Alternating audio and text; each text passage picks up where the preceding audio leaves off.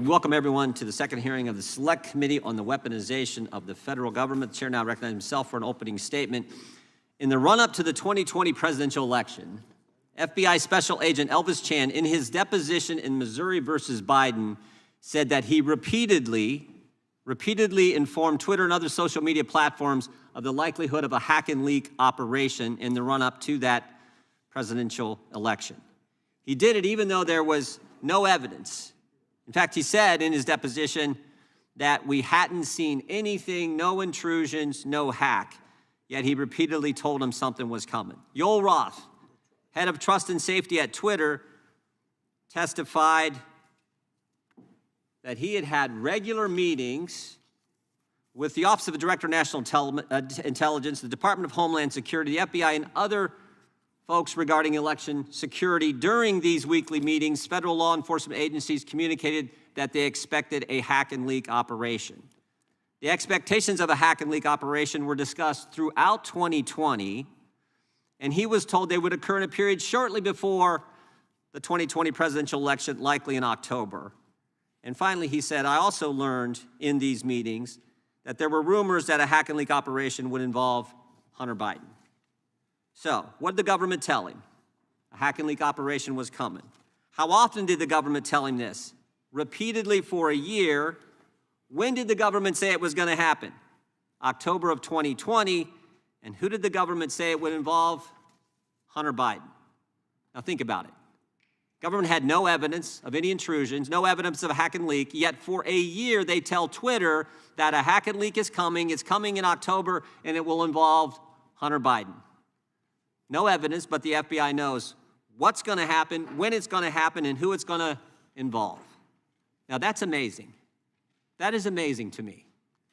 Maybe they get the time right. We're kind of used to October surprises every 4 years. So maybe they get the time right, but they got the time, they got the method, and they got the person. That's amazing. It's almost like these guys were clairvoyant. How did they know? How did they know? Maybe it's because they had the laptop, and they had had it for a year. They had the laptop, they knew it wasn't hacked, but that's not what they told Twitter. They didn't tell Twitter that information, and Twitter believed, frankly, everything they said.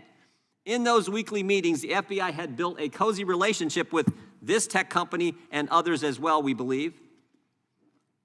Emails between the FBI and Twitter began with the greeting, hey, Twitter folks. Emails that asked Twitter to take down accounts and limit visibility of tweets. The FBI handed out security clearance to folks at Twitter. They communicated with Twitter on the secret teleporter app where messages disappear after a certain length of time. And of course, they paid Twitter $3.4 million. In addition, on August 6, 2020, the FBI briefed Senators Grassley and Johnson, and according to the senator's testimony, last month in front of this committee, the briefing was bogus and done so someone could go leak that the briefing had happened and undermine the senator's investigation. In September of 2020, a government-funded think tank gets involved. They do a tabletop exercise. The participants include the New York Times, the Washington Post, and other mainstream media outlets. Facebook is there. Mr. Roth of Twitter is there.